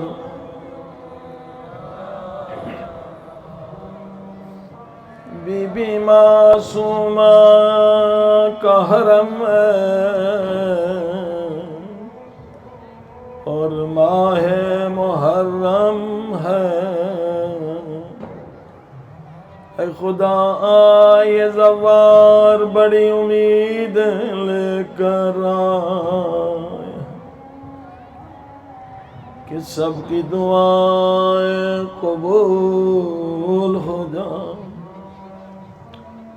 اے عزیز و دعا مانگنا ایک علم ہے، دعا مانگنا عبادت، مگر مانگنا سیکھیں۔ پاک بی بی معصومہ کے درس کیسے مانگیں؟ ایک واقعہ بتلا رہا ہوں کہ گنہگار نے اپنی دعا کیسے قبول کر رہا ہے۔ ایک گنہگار امام رضا کے حرم میں آیا، کہنے لگا مولا رضا، اگر میں کہوں میں آپ کا شیعہ ہوں، آپ پلٹ کر گئیں گے تجھ میں میرے شیعوں کی کوئی نشانی نہیں۔ شیعہ وہ ہے جس کی نماز تہجد قضا نہ ہو، شیعہ وہ ہے جو نہ گناہ کبیرہ کرے نہ صغیرہ، نہ چھوٹا گناہ نہ بڑا۔ مولا میں تو گناہگار، میرا شیعہ کا دعویٰ نہیں، میں شیعوں کا نوکر ہوں، مولا اب کیسے مانگے؟ نہیں کہہ سکتے۔ مولا رضا اگر میں کہوں میں آپ کا محب ہوں، آپ پلٹ کر کہیں گے تو اگر میرا محب تھا پھر گناہ کر کے میرا دل زخمی کیوں کیا؟ تو جہاں بھی گناہ کرے تیرا امام دیکھتا ہے، پوری کائنات امام کے سامنے ایسے جیسے میرا ہاتھ میرے سامنے ہے۔ اگر تو میرا عاشق تھا پھر گناہ کر کے میرا جگر زخمی کیوں کیا؟ اب بیچارہ کیا کرے؟ یہ بھی نہیں کہہ سکتا مولا میں آپ کا محب ہوں۔ اب مانگے تو کیسے مانگے؟ اللہ نے مدد کی، یہ ہے علم، یہ ہے خدا کا لطف۔ کہنے لگا مولا رضا میں آپ کے محبوں کا بھی نوکر ہوں، مگر اللہ کی قسم ایک بات سچ کہتا ہوں، آپ کی قسم ایک بات سچ کہتا ہوں مولا رضا میں آپ کا مہمان ہوں۔ نبی پاک کی حدیث ہے مہمان اگر کافر بھی ہو اس کا احترام کرو۔ مولا رضا میں کافر نہیں، میں تیرے دادا حسین کا عزادار ہوں۔ آئیے آج بی بی معصومہ سے خیرات لیں۔ بی بی یہ سب آپ کے مہمان ہیں، مہمان۔ بی بی ہمارے گناہوں کو نہ دے، یہ سب آپ کے مہمان آئے، ہماری شفاعت کیجئے۔ یہی تو زیارت میں پڑھتے ہیں نا آج سب مل کے، یا فاطمہ تو اشفعی لنا فی الجنہ۔ یہی زیارت کے جملے نے، بی بی جنت میں ہماری شفاعت کرنا۔ صرف جنت نہیں، دنیا آخرت میں سب میرے ساتھ بلند آواز۔ آج بی بی سے خیرات لینا ہے، نسخہ میں نے بتا دیا، آپ سب بی بی کے مہمان ہیں۔ سب مل کے کہے یا فاطمہ تو اشفعی لنا فی الدنیا والآخرہ۔ بی بی دنیا میں بھی شفاعت کریں، آخرت میں بھی سب مل کے یا فاطمہ، جملہ یاد کر لیں، یا فاطمہ تو، اے بی بی، اے میری پاک بی بی، اے میری مظلومہ بی بی، اے میری معصومہ بی بی، 1 سال سے باہی سے بچھڑی ہوئی بی بی، یا فاطمہ تو اشفعی لنا فی الدنیا والآخرہ۔ آج خدا کو بھی واسطہ دیتے ہیں، بی بی معصومہ کو بھی واسطہ دیتے ہیں، بی بی معصومہ تجھے درد بھرا واسطہ دے رہے ہیں۔ ہم سب یہاں بھکاری ہیں، پاک ہونے کے لیے آئے ہیں، بی بی تجھے واسطہ دے رہے ہیں۔ علی اکبر کے زخمی کلیجہ ہے جگر کا واسطہ، آج ہماری شفاعت کیجئے، ہمارے گناہ معاف کروائیے۔ ہائے علی اکبر کے مسائب بہت سخت ہیں، ہائے عزیزوں علی اکبر کے مسائب ضرور رویا کریں، رو کے دعا مانگے، دعا قبول ہوگی۔ مختصر مسائب کیونکہ دوسری مجلس میں جانا ہے۔ روایت ہے جب علی اکبر خیمے سے نکل رہے تھے، خیمے کا پردہ کبھی اٹھتا تھا، کبھی گرتا تھا، کبھی اٹھتا تھا۔ اشارہ سمجھ گئے؟ یعنی کوئی علی اکبر کو جانے نہیں دے رہا تھا۔ آئے پھر کوئی بہن آ کے گردن میں باہیں ڈالتی تھی، علی اکبر تو ہم شکل پیغمبر ابھی جی بھر کے زیارت کرنے دے۔ پھر کوئی بیوی آتی تھی، آئے مجھے نہیں معلوم کیا کہتی تھی، شاید کہتی ہوگی اب علی اکبر صغرا کی طرف سے مل رہی ہوں خدا۔ جب بہت دیر ہو گئی مولا حسین نے فرمایا بیبیوں مسافر کا راستہ نہ روکو، مسافر کو جانے دو۔ بیبیوں نے 2 قطاریں بنا لی، قطاروں کی درمیان سے جب علی اکبر چلنے لگے منظر ایسا دردناک بنا، حسین جیسے صابر انسان روتے ہوئے خیمے سے نکل گئے۔ سنیں گے کیا منظر بنا جب علی اکبر چلنے لگے، ایک کونے سے میٹھی سی آواز آئی، ہائے بھیا علی اکبر اس بیمار سے بھی تو مل کر جاؤ سید سجاد۔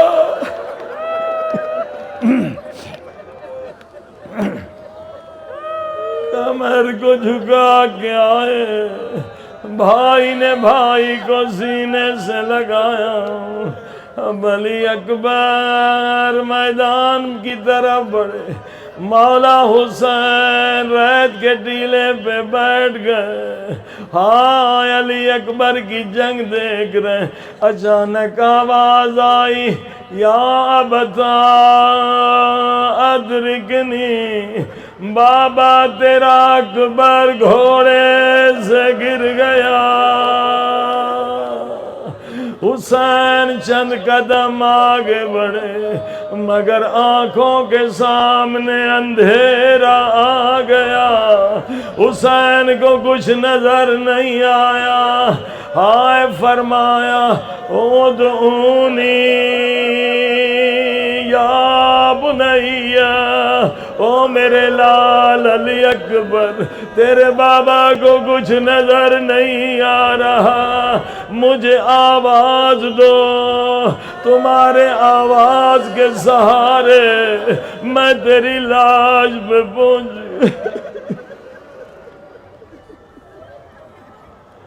حسین آ گئے، اکبر کا سر گود میں لیا۔ میں نے گزشتہ مجلس میں بتلایا تھا 7 مرتبہ حسین نے آواز دی، اکبر نے جواب نہیں دیا۔ ہاں سمجھ گئے کوئی چیز حلق میں پھنسی ہوئی ہے، حسین نے انگلی ڈالی، ہائے مجھے نہیں معلوم، ایک گوشت کا لوتھڑا علی اکبر کی گردن سے باہر آیا۔ علی اکبر اب بولنے کے قابل ہوئے۔ اکبر کوئی خواہش ہے، کوئی تمنا؟ فرمایا بابا ایک بار مجھے خیمے میں لے چلے، میں اماں سے کچھ کہنا چاہتا ہوں۔ حسین نے ایک ہاتھ علی اکبر کے پیروں کے نیچے دیا، دوسرا ہاتھ علی اکبر کے سر کے نیچے دیا، ہائے نجف کی طرح منہ کر کے کہا ہوگا یا علی مدد۔ بوڑھا باپ ہے، جوان بیٹے کی لاش ہے، ہاتھ لرزے۔ حسین نے پھر لاش لٹا دی، دوبارہ لاش کو اٹھایا، لاش سینے تک آئی مگر پھر ہاتھ لرزے، اکبر کی لاش لٹائی۔ حسین مولا نے فرمایا اکبر بوڑھے باپ اتنا احسان کر دے، اپنے دونوں ہاتھ میری گردن میں ڈال دے تاکہ تیرے سہارے تیری لاش کو لے چلوں۔ علی اکبر نے ایک ہاتھ تو بابا کی گردن میں ڈالا مگر دوسرا ہاتھ سینے سے نہیں ہٹایا۔ حسین بولے مولا فرمائے اکبر دوسرا ہاتھ سینے سے کیوں نہیں ہٹاتے؟ فرمایا بابا اس عمر میں آپ کو صدمہ دینا نہیں چاہتا۔ حسین نے فرمایا اکبر میں صابر حسین ہوں، اب جو ہاتھ ہٹا برچھی کا ٹوٹا پھل نظر آیا۔ ظالم نے کہا تھا میں دیکھوں گا، حسین یہ پھل کیسے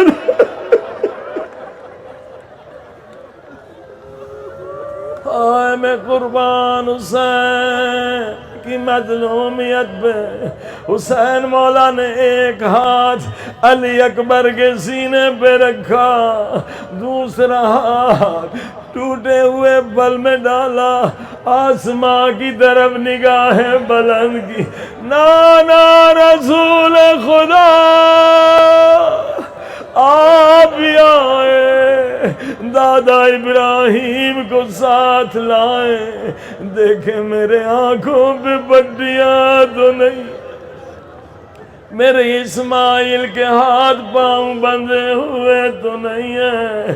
آئے برچھی کو کھینچا، اکبر کی لاش تڑپی، خیمے کے در سے زینب کی آواز آئی ٹھہر جا حسین۔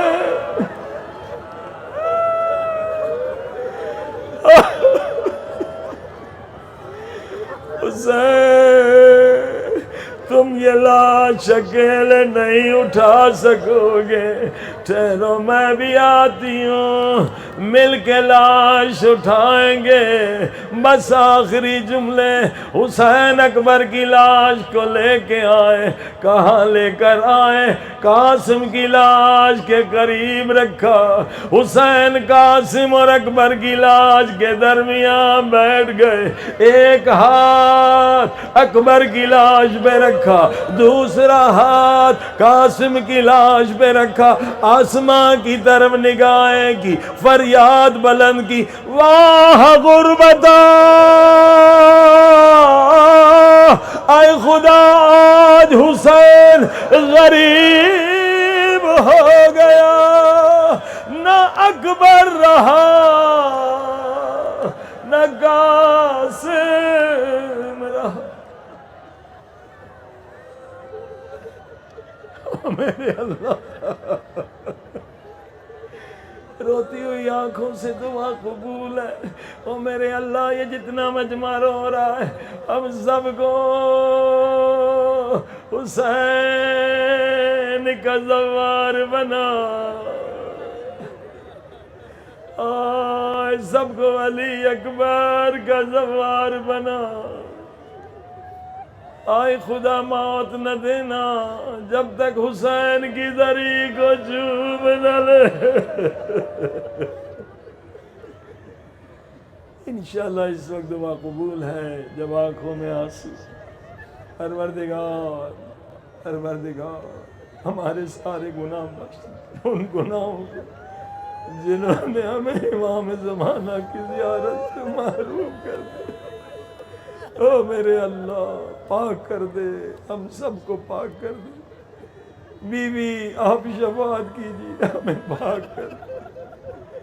اسی 40 میں ہمیں مولا کی زیارت ہو جائے، 40 میں سارے مجمع کو نصیب فرما۔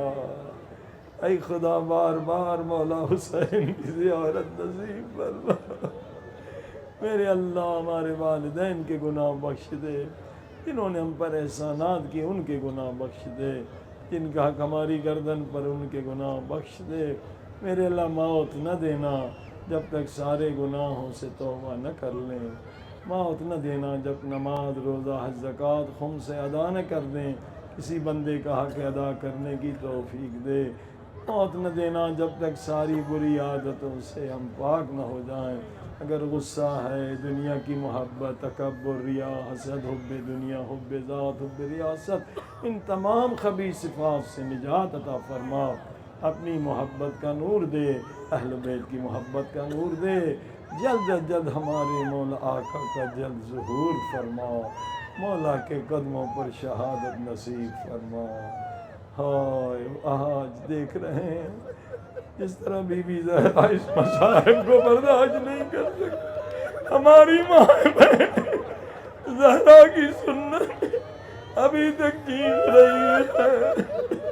علی اکبر کے مسائل بڑے سخت ہیں.